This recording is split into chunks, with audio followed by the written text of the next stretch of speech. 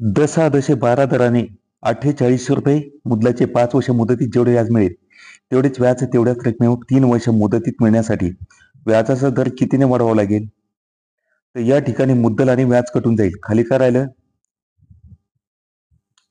दर गुणिला मुद्दल. म्हणजे या ठिकाणी काय? आर गुणिला टी बरोबर आर गुणिला टी. मग आता आर 12 आहे, टी 5 आहे. म्हणजे या ठिकाणी 12 गुणिला किती? 5 बरोबर दर काढायचा आहे. तर गुणिला टी किती आहे? वर्ष 3 आहे इथं.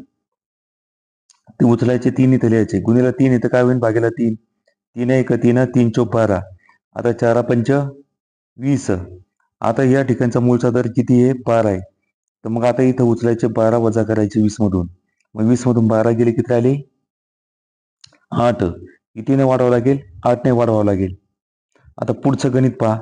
10,18 दराने 6,500 रुपये मुद्दलाचे 9 वर्षाचे जेवढे व्याज मिळेल तेवढ्याच रकमेवर 6 वर्ष मुदतीत मिळण्यास व्याजाचा दर कितीने वाढवावा लागेल? मग आता या ठिकाणी आता मुद्दल आणि व्याज कटेल. खाली काय राहिलं? आर गुणिला टी बरोबर आर गुणिला टी. मग आता या ठिकाणी सांगा 18 गुणिला 9. 18 गुणिला 9 उचलायचं. 18 दर आणि 9 वर्ष. तर बरोबर सांगा दर काढायचा आहे. मग गुणिला किती? 6 वर्ष. मग आता गुणिला 6 आहे तर काय होईल? भागेला 6. 6 1 6 6 3 18. आता 9 2 9 3 किती झाले? 27. आता हे मूळचा दर किती आहे? 18 आहे. तर 27 मधून 18 गेले किती राहिले? 9. कितीने वाढवावं लागेल? 9% वाढवावं लागेल. आता पुढील गणित बघा. 10 दराने 1600 रुपये मुद्दलाचे 8 वर्ष मुदतीत जेवढे व्याज मिळेल तेवढ्याच रकमेवर 5 वर्ष मुदतीत मिळण्यास व्याजाचा दर कितीने वाढवावा लागेल? तर या ठिकाणी काय करायचंय? मुद्दल आणि व्याज कटून जाईल. तर खाली काय राहिलंय? आर गुणिला टी बरोबर आर गुणिला टी. मग आता दर किती आहे? 10. वर्ष किती? 8. म्हणजे 10 गुणिला किती? 8 बरोबर दर काढायचा आहे. गुणिला टी किती आहे? 5.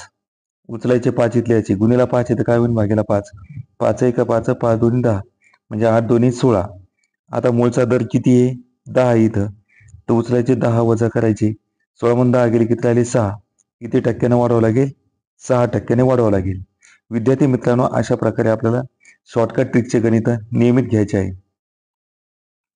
तर आपण ही व्हिडिओ बघा आणि शॉर्टकट ट्रिक्स शिका. या ठिकाणी थांबूया. भेटूया नेक्स्ट व्हिडिओमध्ये. धन्यवाद.